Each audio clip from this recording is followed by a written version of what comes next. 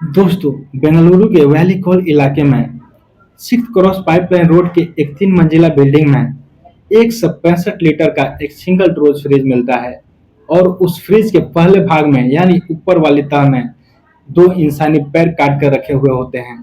उसके निचले वाले तह में बाह और पेट की चर्बी, छाती और पेट के धड़ और निचली वाली तह में एक औरत का बड़ा सा सर, यानी कि उसके शरीर का जो ऊपरी वाला पार्ट है सो उसका सर रहता है, जिसे देखकर पुलिस के रोंगटे खड़े हो जाते हैं।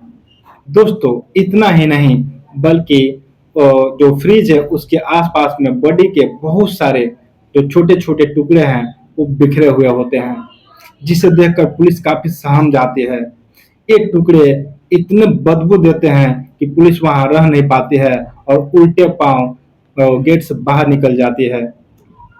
अब पुलिस फिर से डबल मास्क लगाती है, क्योंकि लाश की बदबू इतनी ज्यादा होती है कि पुलिस इसे बर्दाश्त नहीं कर पाती है और छोटे छोटे लाश के टुकड़ों को वो देखती है तो कहीं ना कहीं पुलिस भी सहम जाती है। फिर वो लोग बुलाते हैं स्पेशल पुलिस टीम को, जिसका नाम है सोको टीम, जिसको सोको बोला जाता है। यह एक स्पेशल क्राइम इन्वेस्टिगेशन टीम होती है। इस टीम ने भी इस भयंकर मौत का जो मंजर देखा वह देखकर बिल्कुल हैरान रह जाती है, क्योंकि बेंगलोर में ऐसी घटनाएं तो बहुत कम होती हैं या हुई भी हैं तो इतनी दरिंदगी नहीं हुई कि एक लाश के 35 से 40 टुकड़े किए गए हों और उसे एक फ्रिज में रखा गया हो और जो टुकड़े बच गए हैं उनको बाहर ही बिखेर दिया गया है। और बदबू इतनी ज्यादा होती है कि पुलिस तो इसे बिल्कुल बर्दाश्त नहीं कर पाती है और पास के बोरिंग अस्पताल के एक मुर्दा घर का स्टाफ बुलाया जाता है। जब वो मुर्दा घर का स्टाफ आ जाता है तो इन लाश के टुकड़ों को समेटता है और उसमें उसकी भी हालत खराब हो जाती है। धीरे धीरे वो लगभग 35 से 40 टुकड़ों को समेटता है। फिर इस बॉडी को मुर्दा घर भेज दिया जाता है। दोस्तों, इतनी भयावह तरीके से दरिंदगी की गई थी जिसे देखकर हर कोई कांप रहा था। हर कोई ये सोचने पर मजबूर हो गया था कि कौन ऐसा दरिंदा है या कौन ऐसा जालिम है जिसने इस लड़की की ऐसी हालत की है। नमस्कार दोस्तों, मैं अरुण कुमार स्वागत करता हूं आप लोग का मेरे YouTube चैनल पे, जिसका नाम है एक कहानी। दोस्तों, आज की जो मर्डर मिस्ट्री है उसको पूरे विस्तार से जानते हैं। एक हेमंत दास नाम का लड़का और एक महालक्ष्मी नाम की लड़की होती है। ये दोनों नेपाल के रहने वाले होते हैं। 2019 में इनकी शादी बहुत धूमधाम से नेपाल में ही हो जाती है। शादी के कुछ दिनों तक तो इनका जिंदगी बहुत अच्छे से चलता है और नेपाल में ही एक खुशहाल परिवार के रूप में अपना जीवन यापन करते हैं। लेकिन कुछ दिनों के बाद जब इन्हें एहसास होता है कि इनके जीवन यापन के लिए अब इनको नए काम की तलाश है, तब ये बेंगलोर का रुख करते हैं। दोस्तों, हमारे देश के कई ऐसे क्षेत्र हैं जैसे बिहार, यूपी, नेपाल या जो भी उत्तरी पार्ट के जो क्षेत्र हैं वहाँ पे ऐसा होता है कि रोजगार की कमी होती है और रोजगार की तलाश में लोग बड़े बड़े शहरों का रुख करते हैं, जैसे दिल्ली हो गया, लुधियाना हो गया, मुंबई हो गई या बेंगलुरु हो गया या चेन्नई जैसा शहर। उसी प्रकार ये भी अपने जीवन यापन के लिए अच्छी जिंदगी, बेहतर जिंदगी के लिए बेंगलुरु का रुख करते हैं। और 2019 में ही ये लोग बेंगलोर आते हैं। बेंगलोर में आने के बाद एक किसी हॉस्टल में रहते हैं और बाद में क्या करते हैं, अपने लिए जॉब की सर्च शुरू कर देते हैं। इस क्रम में पहले जो हेमंत दास है उसकी जॉब लग जाती है एक मोबाइल शॉप में। एक मोबाइल शॉप में उसकी नौकरी लग जाती है और वहां पे वो काम करने लगता है। तभी एक और खुशखबरी आती है। जो लड़की होती है जिसका नाम महालक्ष्मी है, उसकी भी जॉब लग जाती है। वो भी किसी छोटे मोटे शॉप में नहीं बल्कि एक बड़े मॉल में, जो एक बहुत बड़ा सा ब्यूटी शॉप होता है उसमें लगता है, वो भी एक टीम लीडर के रूप में। यह देखकर हेमंत काफी खुश हो जाता है और वो दोनों अपना खुशहाल जिंदगी जीने लगते हैं। जॉब मिलने के बाद ये लोग नेल मंगला में एक अपने किराए का घर ले लेते हैं और उसमें ये लोग खुशी पूर्वक रहने लगते हैं। कुछ सालों बाद इनको एक बेटी होती है, ननी परी होती है, जिसका दोनों काफी ख्याल रखते हैं और अपनी जिंदगी में मस्त रहते हैं। ऐसे करते करते लगभग इनको 5 साल बीत जाते हैं और ये अपनी अच्छी जिंदगी जी रहे होते हैं। तभी इनकी जिंदगी में जो इनको अंदाजा नहीं होता है वो तूफान खड़ा हुआ आता है, और वो तूफान कुछ और नहीं बल्कि एक अनैतिक संबंध होता है। दोस्तों, होता ऐसा है कि जो हेमंत है उसको ऐसा शक हो जाता है कि जो उसकी वाइफ है महालक्ष्मी, उसका किसी हेयर ड्रेसर जिसका नाम अशरफ होता है उससे उसका अनैतिक संबंध है। शक की बीमारी इतनी बढ़ जाती है कि अब वो महालक्ष्मी को टॉर्चर करने लगता है। उसे बात बात पे पूछने लगता है कि तुम कहाँ जा रही हो, किससे बात कर रही हो, उसे कॉल डिटेल्स चेक करने लगता है। इससे महालक्ष्मी काफी खिंच जाती है। अब वो हेमंत के साथ रहना पसंद नहीं करती है।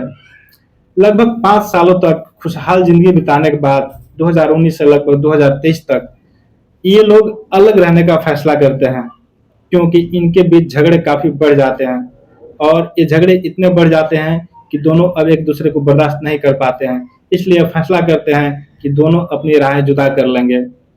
और इसमें क्या होता है कि जो लड़की होती है वो रह जाती है हेमंत के पास, और जो महालक्ष्मी है वो अपने सगे संबंधियों के पास चली जाती है। दोस्तों, 2023 तक तो ये परिवार बहुत ही खुशहाल रहता है, लेकिन 2023 के बाद इनकी जिंदगी में भूचाल आ जाता है, क्योंकि अब ये दोनों अलग रहना स्टार्ट कर देते हैं। कुछ दिनों तक जो महालक्ष्मी है वो अपने रिलेटिव्स यानी माँ बहन के पास रहती है। फिर वो बेंगलोर के ही वैली कॉल एरिया में एक रूम ले लेती है, एक घर ले लेती है, जो एक तीसरी 3 मंजिला बिल्डिंग होती है उसमें एक घर ले लेती है। वहां पे अब एक अकेले रहना शुरू कर देती है और वहीं से जॉब आने जाने लगती है। खैर, इससे किसी को कुछ प्रॉब्लम नहीं होता है, और बीच बीच में जब भी महालक्ष्मी को टाइम मिलता है ये जाकर अपनी लड़की से भी मिल लेती है, जो कि 15 दिन या 1 महीना बाद ये जब भी इसको टाइम मिलता है तो उस लड़की से मिल आती है, जिससे हेमंत को भी कोई ऐतराज नहीं होता है। दोस्तों, 19 सितंबर को जब पुलिस इन्वेस्टिगेशन करती है, सब कुछ सर्च करती है, तो महालक्ष्मी की मोबाइल मिलती है जो उसके बेड पे होती है, और उस मोबाइल में जो डिटेल मिलती है, कॉल का आखिरी डिटेल जो होता है वो महालक्ष्मी ने अपनी माँ को किया होता है। इस डिटेल्स को खंगालती है जो 2 सितंबर की रात को किया गया रहता है। इससे पुलिस को यह अंदाजा लग जाता है कि जो आखिरी कॉल है वही इसकी आखिरी दिन भी था, मतलब उसी दिन मौत हुई थी। दोस्तों, इस मामले में पुलिस हेयर ड्रेसर अशरफ और जो उसके पति हेमंत दास है उससे काफी पूछताछ करती है। काफी पूछताछ करने के बाद भी इन्हें मौत का कोई सुराग नहीं मिलता है, क्योंकि इनकी कोई भी डिटेल्स, कोई भी कॉल डिटेल्स उनके जो महालक्ष्मी की मोबाइल है उससे मैच नहीं करते हैं। यहाँ तक कि जो मर्डर है, मर्डर का लोकेशन है, वहां से भी इनकी लोकेशन काफी दूर होती है। काफी दिनों तक पूछताछ करने के बाद भी पुलिस को यह सुराग नहीं मिलता है कि आखिर मर्डर किसने किया है। अब जब पुलिस को कोई सुराग नहीं मिलता है तो पुलिस क्या करती है कि वो सीसीटीवी कैमरे जो लगे हैं, सीसीटीवी कैमरे, उनको खंगालना शुरू करती है। दोस्तों, सीसीटीवी कैमरे पूरे चेक करने के बाद भी पुलिस के हाथ कुछ अच्छा नहीं लगता है, जिससे पुलिस और भी ज्यादा चेकिंग करने लगती है। इसी बीच वो हेमंत दास और अशरफ, जो कि तथाकथित उसका बॉयफ्रेंड था महालक्ष्मी का, उससे काफी पूछताछ करती है। जब कुछ भी उनसे पता नहीं चल पाता है और पुलिस को ऐसा लगता है कि इस मर्डर में कोई तीसरा शामिल है, तो अपनी जांच का रुख किसी और तरफ बढ़ा देती है। अब पुलिस क्या करती है कि बेंगलोर के वैली कवल जहाँ पे उस लड़की का मर्डर हुआ है वहां के लोगों से पूछताछ करना शुरू कर देती है, और वहां के लोगों से ये राज जानना चाहते हैं कि आखिर वो लड़की वहां रहती कैसे थी। वहां के आसपास के लोग जो बतलाते हैं उसके अनुसार वो लड़की अकेले ही आती थी और अकेले ही जाती थी। उसी टाइम कुछ ऐसी थी कि दिन के करीब 9 से 10 बजे वो निकलती थी, फिर रात को करीब 9 से 10 के बीच वो घर पे आती थी। उस मर्डरर को तो पुलिस ढूंढ ही रही है, और शायद वो जल्द ही हवालात में होगा, शायद जल्द ही उसे पुलिस पकड़ लेगी। लेकिन जब आप मंद मंद मुस्कुरा कर आप बालकोनी या टेबल पर बैठकर चाय पी रहे होते हैं, तभी आपके आसपास में कोई आपकी हत्या की प्लानिंग कर रहा होता है। इसलिए बेहद होशियार और खबरदार रहिए। मुझे इजाजत दीजिए, मिलते हैं नेक्स्ट पार्ट में, जब जो क्राइम है, जो इसने क्राइम किया है वो डिकोड होगा। दोस्तों, मेरी कहानी सुनाने का मतलब ये नहीं है कि समाज में ऐसी चीज़ों को बढ़ावा दिया जाए, बल्कि उन्हें यह एक मैसेज दिया जाए कि जो भी क्राइम करता है वो बचने वाला नहीं है, वो आज नहीं तो कल पकड़ ही लिया जाएगा।